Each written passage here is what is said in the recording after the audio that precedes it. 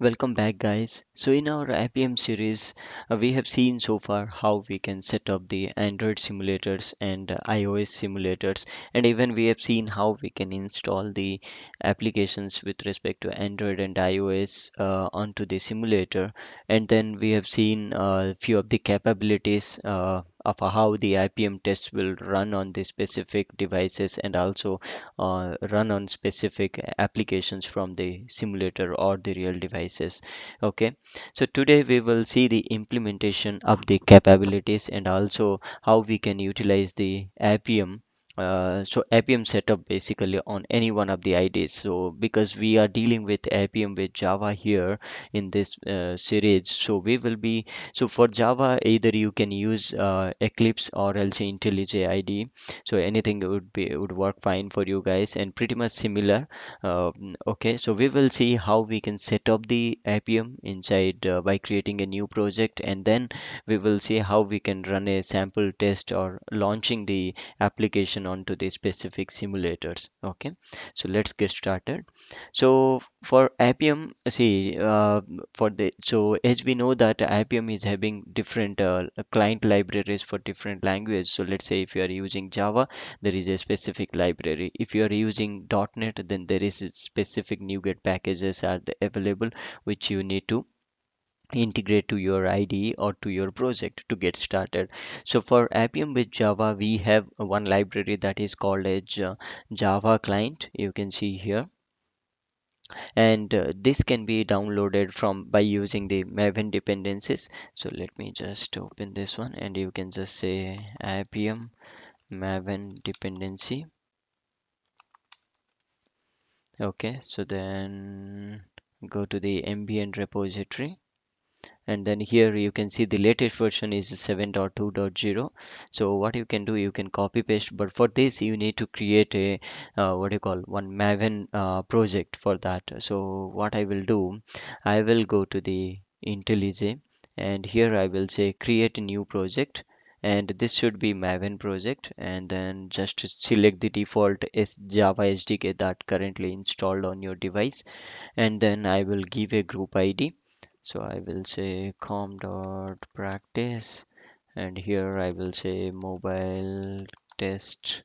Okay, and then click on next, and then let's put it under. So here let me create a new.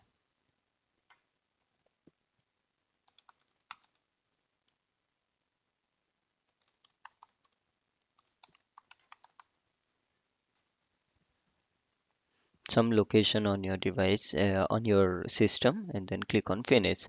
Then one Maven project is created here, you can see. And if you expand this one, oops, so if you expand this one, you will see a pom.xml. Now here we need to add the details. So for that, what I can do, so we have seen Maven also. So if you are not sure, then you can just go to my uh, playlist, and you can see how you can run Maven test.ng, how you can use these things with IntelliJ or Eclipse. You will get an idea to get started with. So the details I've copied here, so let me put it here. So first thing first, so first I need to create a dependency, and then I need to give few plugins. So what I will do, from the properties file, let me copy till the project. Okay, so that it will be easy, and I will change few of the things. So here let me put like this, and I will get two projects. So let's remove one.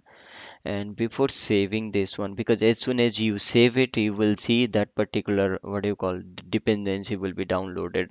So I'll select 7.2.0, and test.ng you can keep, because at this moment we are not dealing with the test.ng. And you can see the Maven compiler and the surefire plugin to run your test cases. Okay, and then you just save it, and here you will see something, Maven projects needs to be imported. Imported means whatever the dependencies you have, what you call, mentioned here, you need to import the specific jar files from the Maven dependency. So I will say import changes. Now it will take some time. As you can see here, it is downloading the dependencies depending on the, what you call, the dependencies that I have included here. Fine.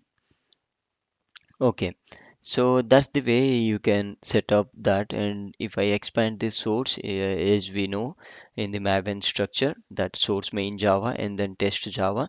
Under this, we can create our own folder structure as well. So let me create one new sorry package, and then here I can say sample test, and then under this I will create one class, uh, normal Java class, and let's give this one as Android test. Okay, and then this is a class, and here, and we will use the main method only at this moment, because as I told, we are not dealing with any kind of test ng. Okay, so let me make public static void main, and then string aux. Okay, so now under this we have to specify few of the capabilities, and this is pretty much similar to what we have seen in our what you call Selenium also, because in Selenium how do we do? So first we will create a driver object, and then that driver object we will assign with respect to whatever the browsers we are opening. It is the same thing here we will use. So first thing first, let me create one driver variable here, so you can make it public or private, because I'm not going to use anywhere else this one. And Appium driver is the parent driver for both Android and iOS, and the generic variable is mobile element. Okay, and then here you can give some name. Okay, and then we have to assign one capability also, right? Because based on the capability only the Appium tests will be running. So I will make it static, and then I will say desired capabilities, and then give some variable name. That's it. CAP. Okay. Now here I will assign the capabilities one by one. So capability equal to new desired capability. Fine. So I have created one empty object, and then I will add one by one. So if you CAP dot set, then you will see a key value pair. Okay. So we have discussed it, right? The capabilities are basically the key value pair, which is in turn turning into the JSON object, and that will be passed over to your Appium server to run the test cases. Okay. So now here let me assign few capabilities. So first thing is the my platform name,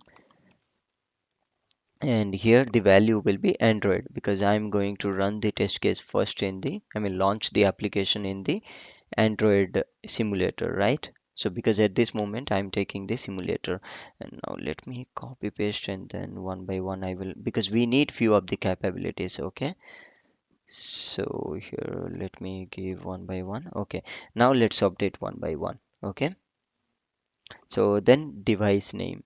So device name, I will discuss about that. So let me first create one Android device, and then so I have created already this what do you call this simulator, and we have already discussed how we can what do you call create a simulator. Now once you opened your simulator, now you can turn you can go to the terminal, and here you can say ADB devices. Then you will see the name of the device. So you can just copy this one, and against your device name you can specify that one. If it is real device, you will get your device model and name directly, you can put it there. Okay, and then second thing is the automation name. Automation name is nothing but for Android UI automator, right? UI automator 2. So currently we are dealing with UI automator 2, and the I should be small and A should be capital. Okay, UI Automator 2. And then we need to go for with the app package, because see, so far we have seen this platform name, device name, automation name. These three are just to determine if it is Android or not, and if it is Android, which simulator, which device we need to send the test. That's all about that. Now app package and app activity is to choose on which application we need to act on. Okay, So at this moment, we will try to automate the calculator application. So if you have a simulator or real device, you will see a calculator as a default application that is already there on your system. And we have seen how we can find the app package and app activity in our previous sessions, right? So let me add that one here, and that should be com.android. Calculator 2 is my app package, and app activity is dot capital calculator. Okay, so app package and app activity is done. So now we have determined on which device and on which application we will be sending. Now still, if you observe, the driver object is still blank and null only because we didn't assign anything. So here we need to give Android driver. Okay, so Android driver, and here the generic mobile element, because we have used that already into the Appium driver at the top right. Here we have declared. Okay, so that one, and then under this we have to specify the new URL. Okay, so URL is nothing but it is the, what do you call it, the device, what do you call, the device name that we are going to send that. So if in Selenium, if you would have observed, when you are working on the grid, we are using remote web driver, right? The same thing, Android driver. See, Android simulator is again another device, right? So from one device, like from your system or from your laptop or computer, you are sending the test into another device. So that's why we need to give the provide the complete path of that. So what we will mention, new URL, and under this we will specify the URL, and that is nothing but HTTP. And then because it is on my local, right, because the device is on my the same system only, so I am giving this IP address.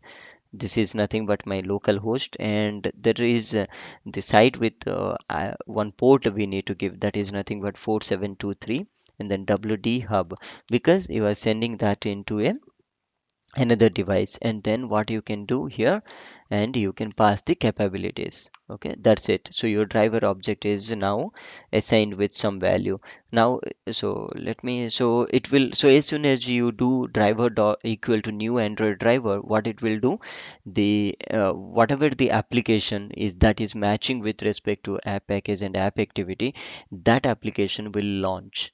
Okay, and then I can give some thread so that you can see the app will be launching. And let's give add exception, and here at the once it is done, you can just say driver.quit. Fine. So today we are not going to see run any test case, we will just see how we can actually implementing the packages that we have. Still I'm getting some error, let's see what is that. Okay, URL add exception. So here you can see malformed URL exception. If there is any error, then it will throw related to this exception. Okay, so this is all about your Android test. Okay, and so to run that, so see here, my simulator is ready. The code is ready. Now one thing I need to do, the Appium server I need to run, and we have discussed already how we can what do you call, set up the Appium desktop, or that is nothing but Appium server. So either you can run the CLI command, that is only Appium, then your Appium server will be running, else you can use the Appium desktop client. So I will now, here you can see the Appium is server is up and running.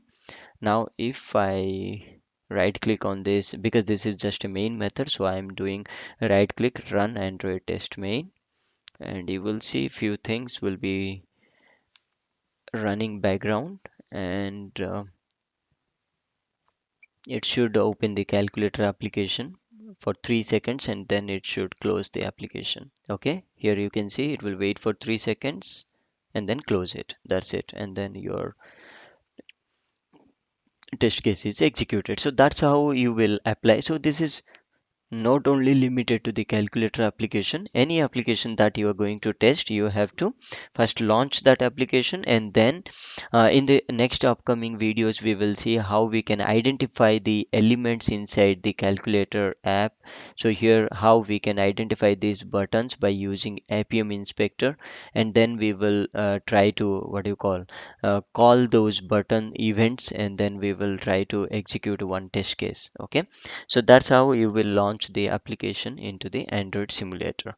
Okay, it's pretty what do you call straightforward. You just need to identify what application you are going to run the test. So here I have listed down for the Android, like you need platform name, device name, automation name, and then app package and app activity, and then you have to create the new Android driver object. So that is all about your Android. For iOS it is pretty much same. As you can see, platform name, platform version is required here, because you will get the simulators, one simulator having different versions, so it's better to uniquely identify which so if it is let's say iPhone X, that is the device name. Now iPhone X could be having 12.0 and 12.2 OS version also, so it's better to specify what version. Even for Android also we can mention the platform version as 8.0, 9.0 versions, that is that we have for Android. And automation name here is XQtest, and instead of app package and app activity we will use the bundle ID here.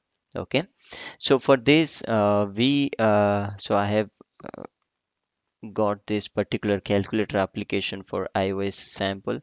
So let me go back here, go to here this link. So you guys, what you can do, you can just clone this particular code base into your system. It doesn't eat up much space on your system. And then what you do, you open the Xcode. So let me quickly see if I have the Xcode. Let me close this one.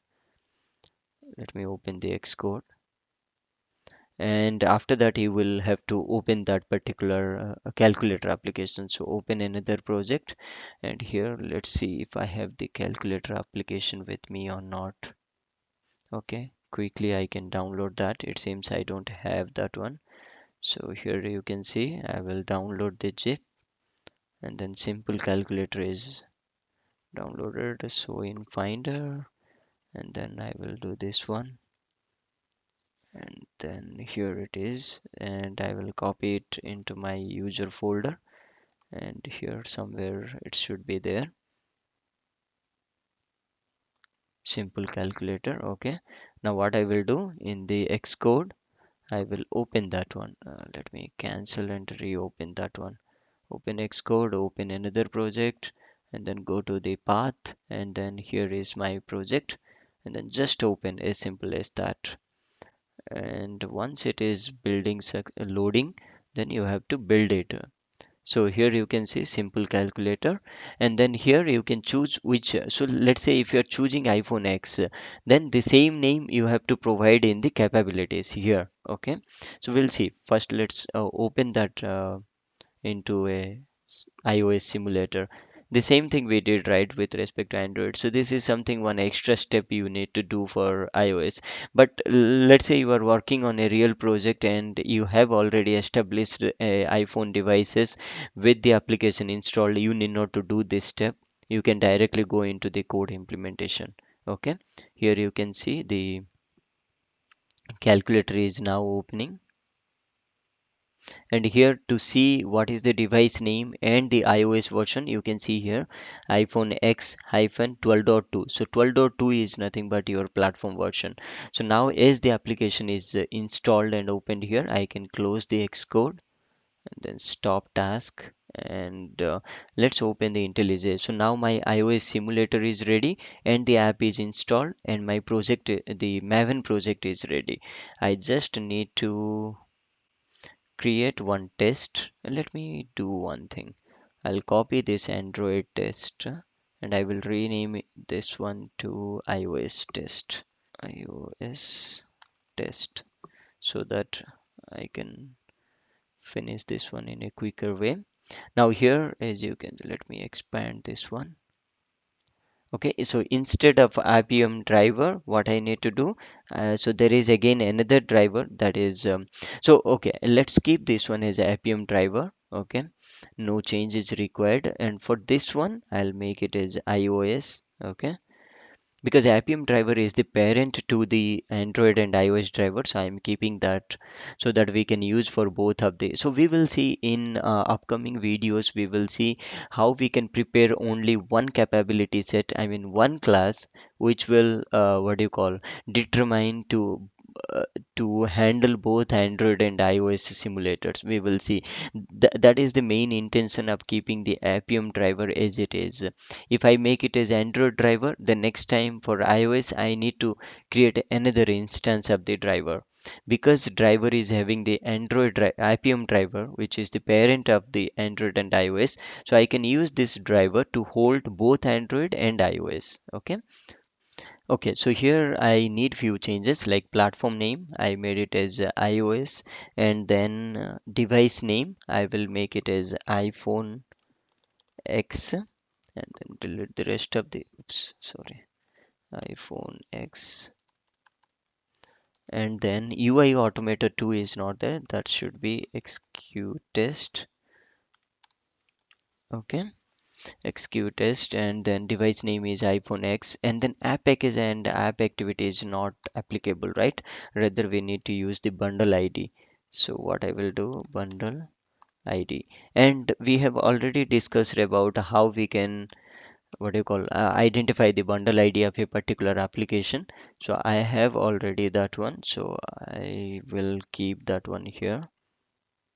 So that is nothing but com dot SAMA. So if you're not sure how we can identify the bundle ID, you can watch my previous videos in this from the playlist. You can get that how you can identify the bundle ID. Okay, so this is my bundle ID. And here instead of Android driver, as I told, because we are dealing with iOS, so I will make it as iOS driver. Okay, like this, and then these things will remain same. Only the change is that this capabilities you need to change, and instead of Android driver, you can make it as a iOS driver.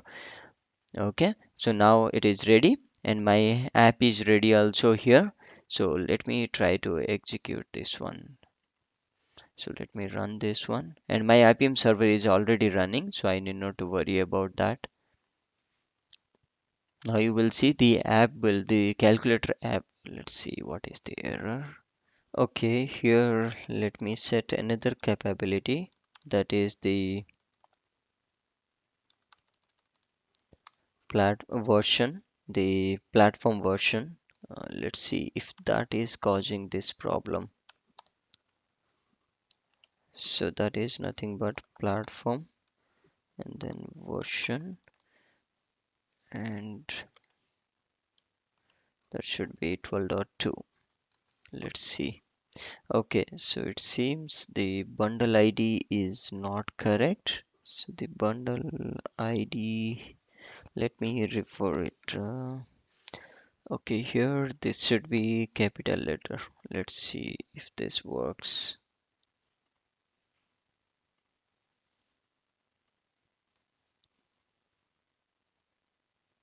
Okay, it seems now it will launch the application. Okay, so here you can see it launched the application. Wait for 3 seconds, and then it closes the app. Okay, so that's how you can launch the respective applications from the simulators. And in upcoming videos, we will see how we can identify the objects from this specific applications. I mean the elements, the app elements, and then we will try to run one test case each, and then we will proceed with a few other stuff that we need to learn for the Appium. Okay, so stay tuned with the upcoming videos and keep sharing. Thanks for watching.